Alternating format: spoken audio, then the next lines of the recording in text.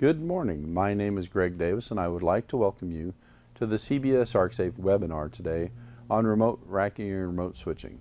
Today we have 5 products we're going to show you. 2 are for the Masterpact series of breakers and 3 are for the Magnum series of breakers made by Eaton, Cutler Hammer. The first product we're going to start with today is the NW20.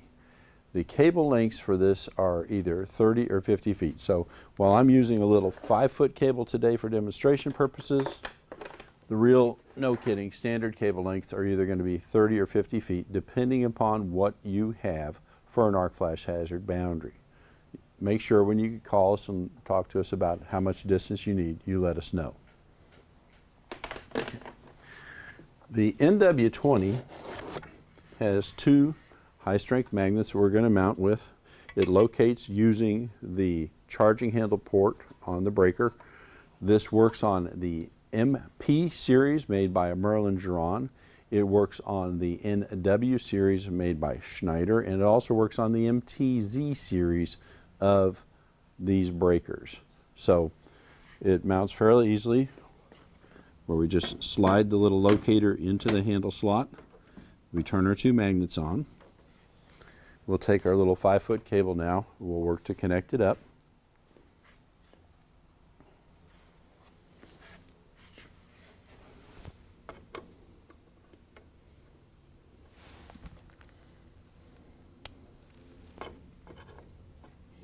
I think, nope.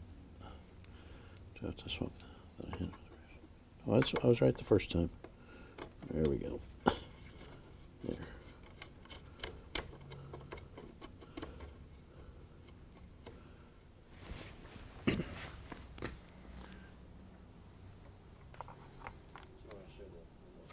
Yep, give me a second. Okay, so the remote has an on-off power switch on the top. The breaker does have to have the spring charged for this because this is only a closed trip system. So then you have to hit your enable button and you'll press down the on button and then release it once it closes, and then your off button for trip. Then you'll turn that off, disconnect it, and put it back away.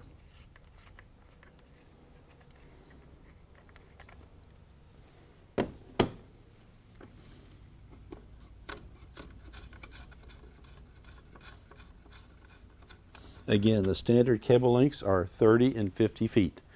If you have questions, send us pictures of your breakers at info@cbsarcsafe.com or call us at 1-877-472-3389.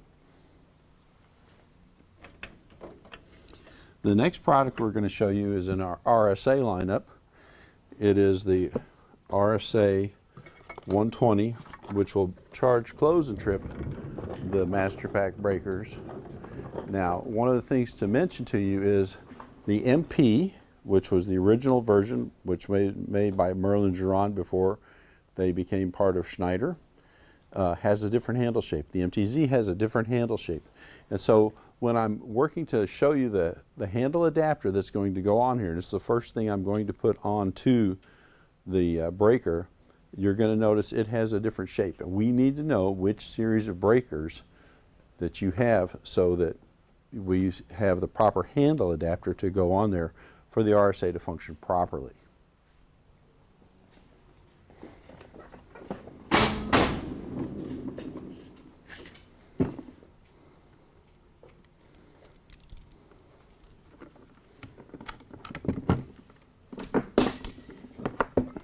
This is how the RSA 120 looks. Okay, you've got 2 buttons there to push the close of the trip, and then we have to take the handle off. It's got a little IGUS connector on it that will make it mount and dismount fairly quickly.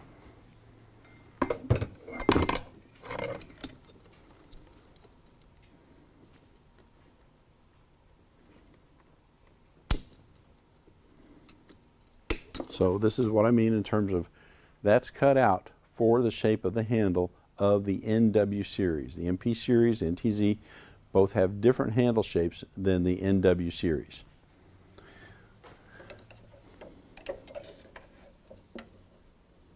So that just sits like that. The handle's going to sit right in there. Now we'll put the RSA on, and then we'll connect up the handle and the proper leads.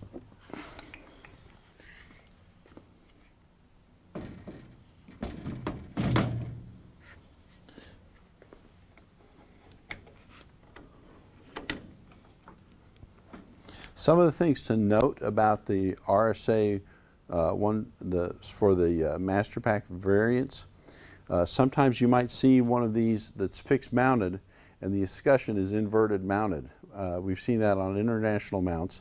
And when we have something like that happen, we need to have a picture of it so we can verify, so that we adjust the geometry up and down of the RSA so it'll work with that version if you find one like that. Okay, so that's one of the things to understand. Why pictures are so important to us is because geometry plays such an important part of the puzzle for us.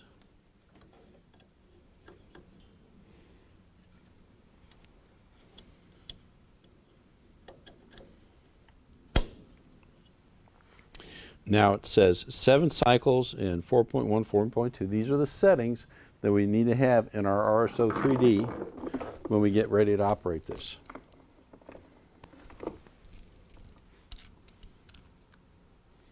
And one thing to note, people say, can you get these things mixed up? Well, here, if you look real close, Brian, I want to show, one's a 3-pin, one's a 4-pin connector, so we try to make this idiot resistant.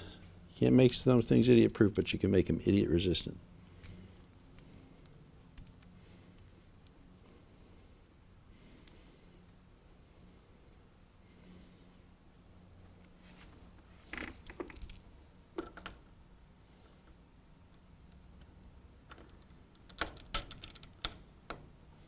Okay, I'll just bring this over just a little bit closer so everybody can watch and see.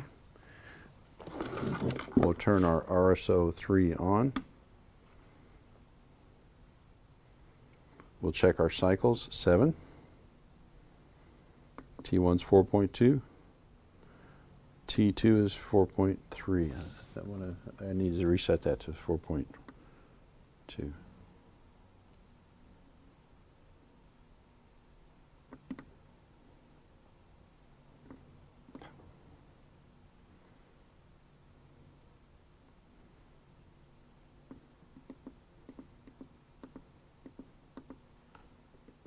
Okay, so I've got my system set up now for the proper thing. Now, some of the nomenclature, if you've not seen this before, it says charge, close, close, and trip.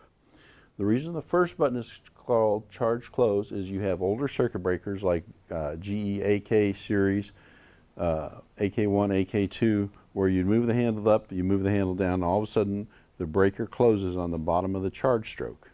Okay, or you have the K line where you pull the handle down and it closes at the bottom of the charge stroke. So that's the reason we had to come up with a nomenclature that would work. So with this one, charge is just simply going to move the handle up and down 7 times. Close is going to operate the close solenoid. Trip is going to operate the trip solenoid. So here we go.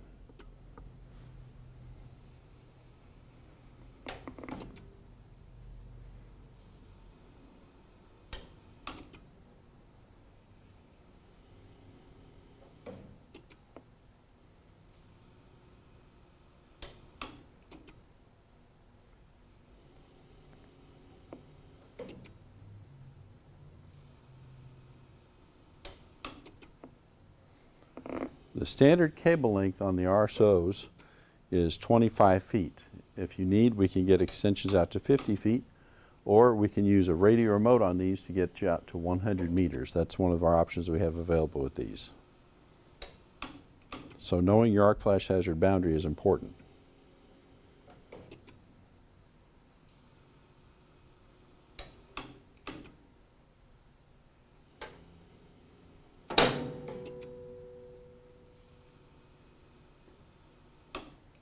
Okay, so now we've got the spring charged. If you want to go up and verify the spring's charged, you can do that. And we can see that in the window. Now we're going to hit our close button and our trip button. So that's how the RSA 120 is set up to operate for the Masterpact NW series of breakers. We have other products for the NT series. So the RSA 180 works in that with that family of breakers. And we have other products also in our RSK lineup for the NT breakers also.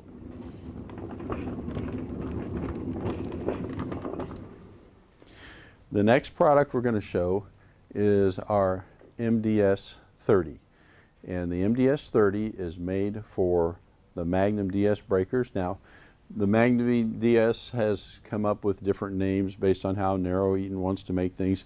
The face of the breaker stays the same, okay? So the original series was called Magnum DS, and then they came up with the SB, and I think there's one more that they have out there for another name also. Some of the things I'll note for you is this. Sometimes you may see one of these labeled an LK. It's still the same breaker. It's what Eaton has named the breaker based on the fact it's in a retrofit or a retrofill for an LK cubicle made by ABB. Okay, so what you see is what's important. It may not be the exact data plate here on the breaker, but you go, gee whiz, I've got one that's labeled this, but it looks like that Magnum DS breaker. It's a Magnum DS breaker. It's simply been named for the retrofit that it's being used on. Okay, so that's just one of the things to understand is if it looks like this, smells like this, it's a Magnum DS breaker. Now, the MDS 30 locates based upon this inset right here, okay?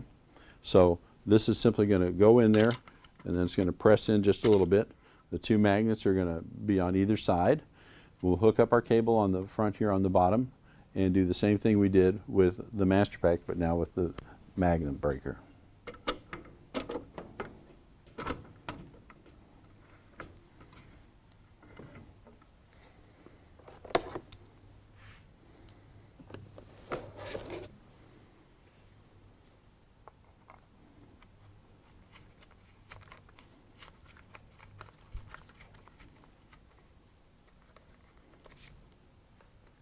Now these types of controllers, I want to say, do these use 8-bin for the batteries or 16? 16. So these use 16 AA batteries, which you take off the base plate here, slide it down, and a little battery pack comes out. But it's powered by 16 AA batteries.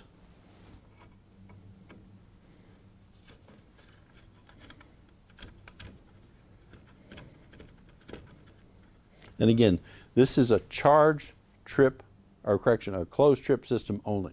So again, we'll turn our power on, hold down our enable button, we'll hold down our on button,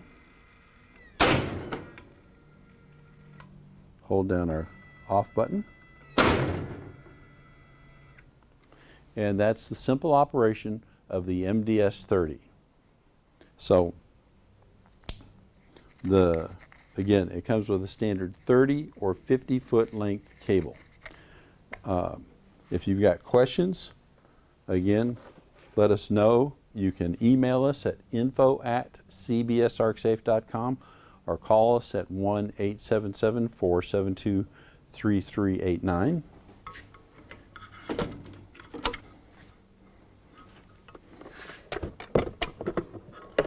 Now, just like the last RSA that we used over here on the Masterpact breaker, the one that we're going to use over here on the Magnum DS is going to have a laser, or it's a water jetted handle that'll slide on here.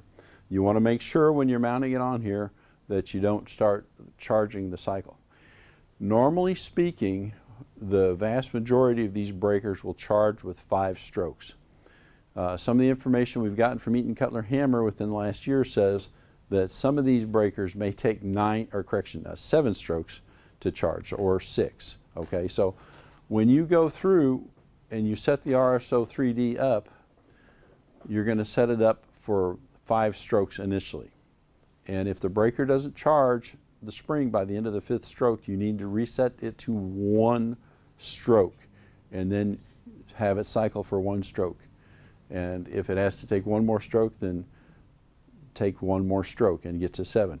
Make a note on that breaker that this one takes 7 while the rest of these take 5, okay? So that you know that you have that, okay?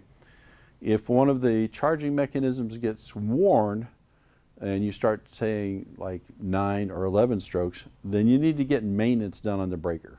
The RSA is not going to fix your maintenance issue that you got, but it's going to let you know that, hey, I took 7 strokes on this breaker for the last 2 years, now all of a sudden it's taking 8. Now all of a sudden it's taking 9. That's a maintenance issue, and you need to address your maintenance issue.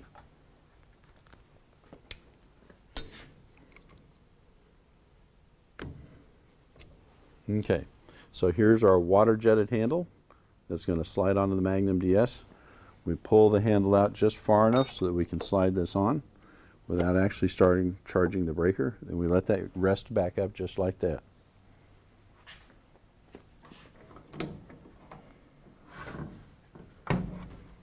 Okay, you can see again I've got 2 plungers for the charge, or correction, for the close of the trip, and then I've got the motor there. Now we'll just locate it on here.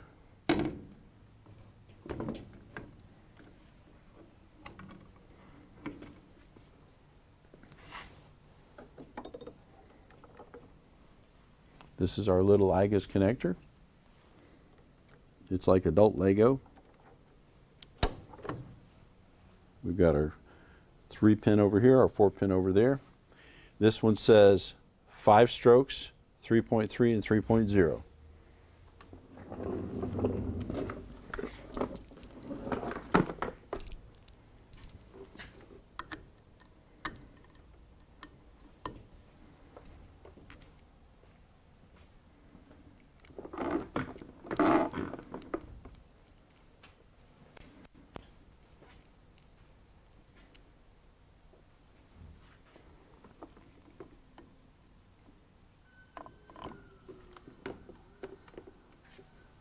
Okay, now we'll see that we've got this set up. So we've got 5 strokes, 3.3, 3.0.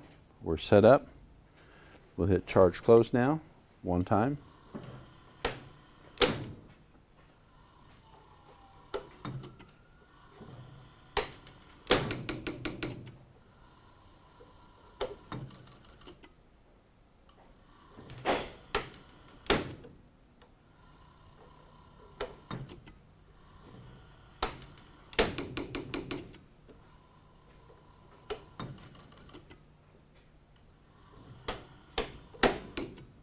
And the spring is now charged on the breaker.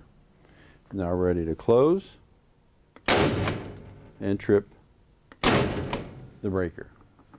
And that's the setup and the operation of the ArcSafe 48 for the Magnum DS and SB series circuit breakers made by Eaton Cutler Hammer.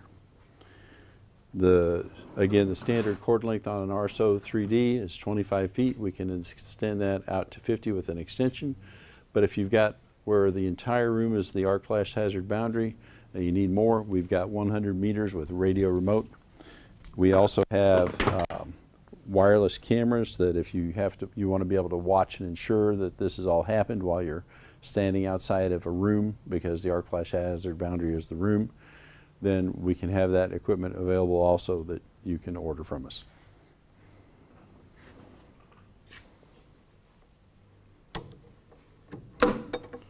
Again, you can call 1-877-472, correction, 1-877-472-3389, or email at info@cbsarcsafe.com with your questions and your pictures. So the last thing we're going to do is we're going to actually rack the Magnum DS breaker. We're going to use our RS3 MDSR to do this.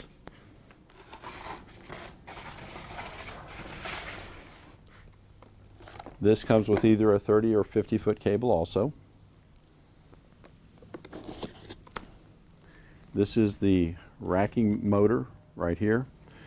Upright, it's supposed to be like this, where it says CBS ArcSafe on the top. And this goes in and locates inside of the lockout tagout port here, and this holds it on at the lockout tagout window. So if you have to adjust it at all, you can turn this on the back of the motor to get the racking mechanism to line up with the racking mechanism in the breaker right there.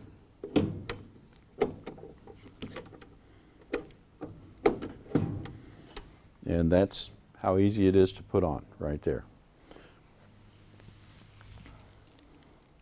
Now we work to connect up our cables. And again, the only reason I'm standing this close is for demonstration purpose only. In the real world, you would want to be outside of the arc flash hazard boundary to do this. Whether I do this domestically or whether I do it internationally, everybody likes to stand there the first time and watch it, and you're like, move back.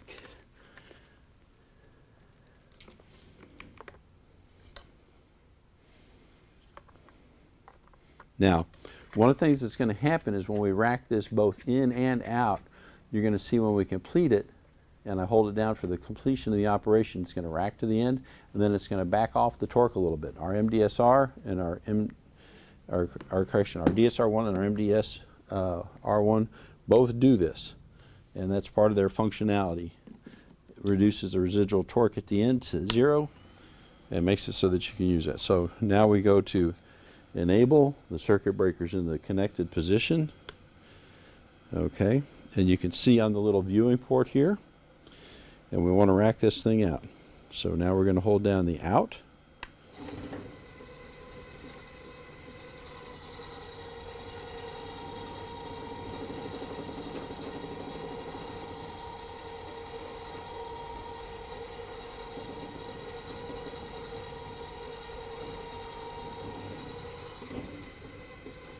You can hear it just come off the bus right there.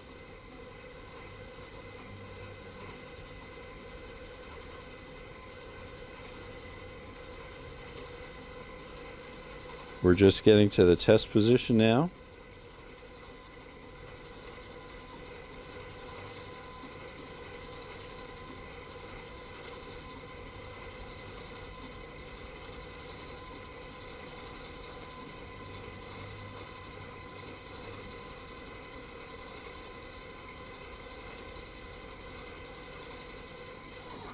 That's all the way out, and there it releases the torque.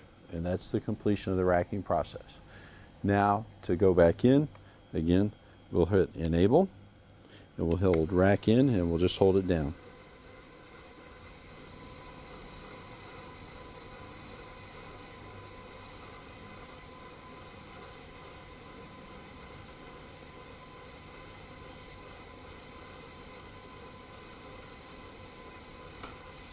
We're in the test position now.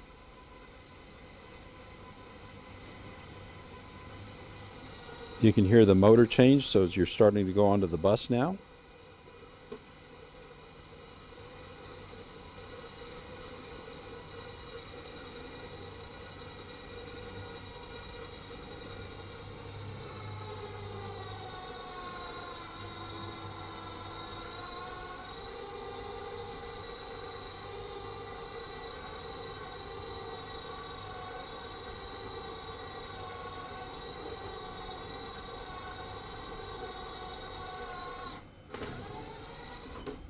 And that's the completion of the racking process. Once you're done, you would turn the system off before you proceed to take it off and disconnect everything. Again, if you have questions, please give us a call at 1-877-472-3389 or send your email inquiries to info@cbsarcsafe.com. Open up for questions at this time.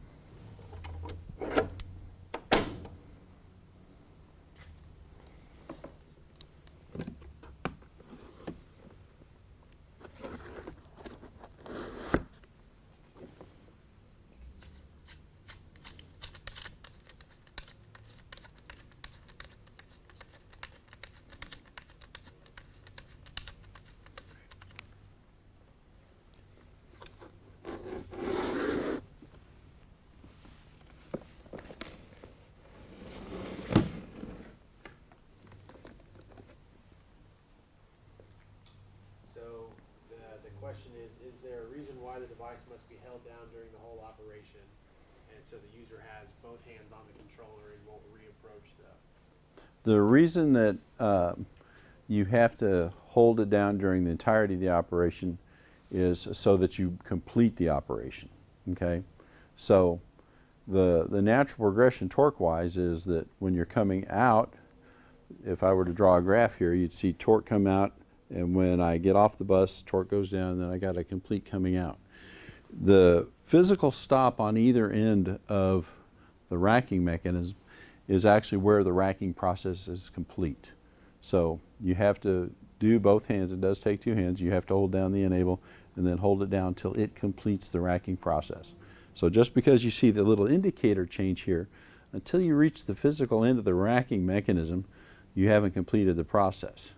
So that's why it's going to do that, and that's why when it gets to the end, it works to reverse the torque and take out the residual torque.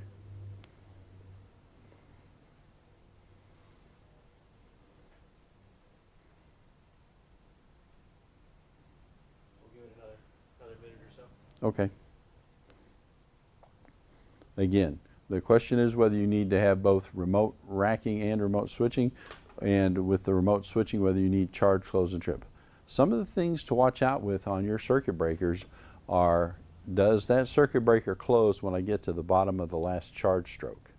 We've seen this happen with some customers over in the Middle East, and when you have a breaker that's closing at the bottom of the last charge stroke, that's not normal operations.